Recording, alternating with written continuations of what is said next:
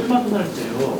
양기수 대표님께서 내가 야권 단일로 나가겠다고 말씀하셨는데 당신으로 단일해달라고 요청한 거 아닙니까? 아까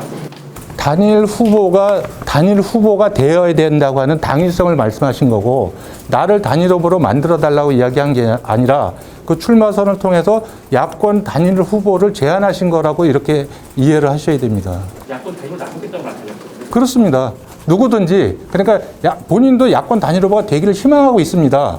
그런데 모든 부분의 어떤 경선의 방식과 룰이나 이런 것을 나를 중심으로 내가 단일 후보가 되겠다고 하는 쪽으로 만들어 달라고 요구하거나 그런 적이 한 번도 없습니다. 그리고 늘 열려있는 자세로 이 부분에 임하겠다고 말씀을 드린 것이고, 오늘도 아침에 최고의 모두 발언을 통해서 시민이 원하는 방식이라면, 시민이 결정하는 방식이라면 어떤 방식도 수용하겠다, 이렇게 말씀을 드렸습니다.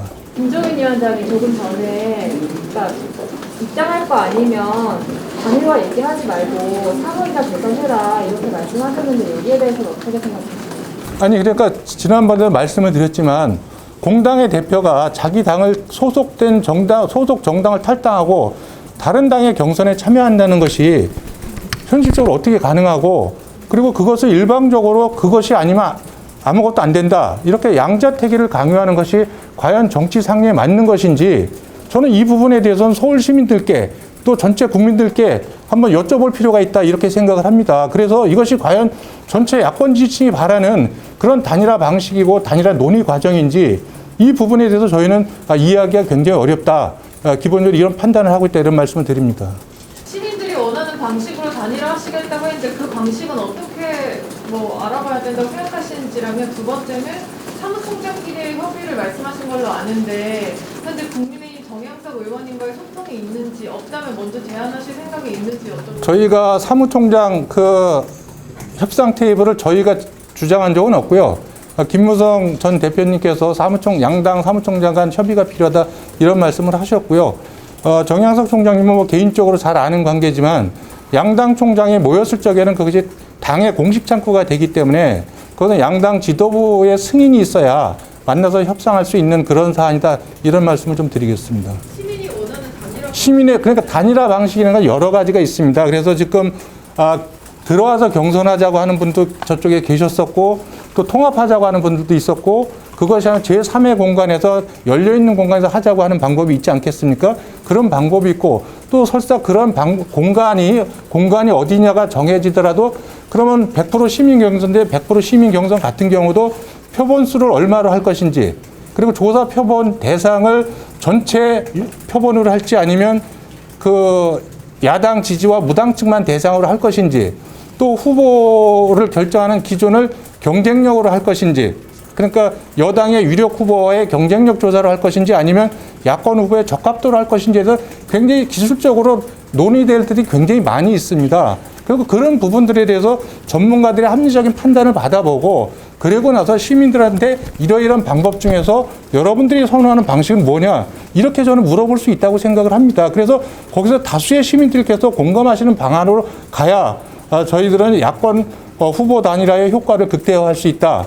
그리고 현재 국민의힘 지지층뿐만이 아니라 문재인 정권이 싫지만 국민의힘은 찍지 못하겠다고 하는 중간지대 유권자층, 그리고 진보층이긴 하지만 현재 문재인 정권에 실망해서 등을 돌린 그분들까지도 수용을 했을 때만이 이 야권 후보 단일화가 51%의 지지를 만들어낼 수 있다, 이렇게 생각하고 있습니다. 단일화 방식을 정하기 위한 여론조사 같은 것도 실시를 해야 된다는 말씀이신가요? 그 전에 저는 필요하면 그렇게, 만약에 실무 단위 협상 기구가 있는데 거기서 합의가 안 된다면 시민의 뜻을 그렇게 물어볼 수 있다고 생각이 듭니다. 그렇기 때문에 그런 부분은 이 정치인들의 이해관계 속에서 하기보다는 어떤 것이 가장 객관적이고 합리적이냐, 이런 부분들은 저희들이 먼저 전문가들의 기본적인 판단도 받아볼 수 있다고 생각을 합니다. 여론조사 전문가들한테. 다양한 방법이 있는데 그런 모든 방법을 하려면 굉장히 어떤 논의 시간과 과정이 필요합니다. 근데 그런 것은 전혀 없고 갑자기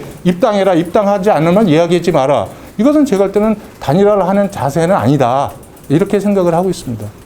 저쪽 국민의힘 쪽에서는 이제 3자 구도의 선거까지도 각오를 하고 국민들이 말하고 있는데, 국민의힘 국민의 당은 어떤가요? 저희는 오늘도 어떻게든지 단일화를 반드시 해야 된다고 안철수 대표가 강조를 하셨고요. 이 단일화 과정이라는 부분이 최종 목표나 목적이 아니지 않습니까? 이번 단일화 과정을 통해서 서울시장 보선에 보다 확고한 어떤 승리의 기반을 만들고 그 여세를 몰아서 정권 교체를 위한 야권의 전반적인 어떤 연대와 협력의 구도를 더 촘촘하게 짜가는 그런 시작이 이번 단일화 과정이라고 보기 때문에 이 부분은 결코 포기할 수 없다고 생각을 하고요. 그리고 연초에 일부 조사에서 나왔지만 야권 지지층들은 후보 단일화를 압도적으로 지지하고 있습니다. 그래서 3자 구도는 야권 지지층이 원하는 방식이 아니다. 이런 말씀을 드립니다. 김종인 위원장은 단일화 논의 시점으로 4월 정도를 말씀을 하셨는데요. 총장님 생각하시는 스케줄이 있나요? 그거는 없습니다. 그거는 양쪽의 신뢰관계가 있으면 각각의 정치 일정들 진행해 나가면서 언제든지 저는 논의할 수 있다 이렇게 생각을 합니다.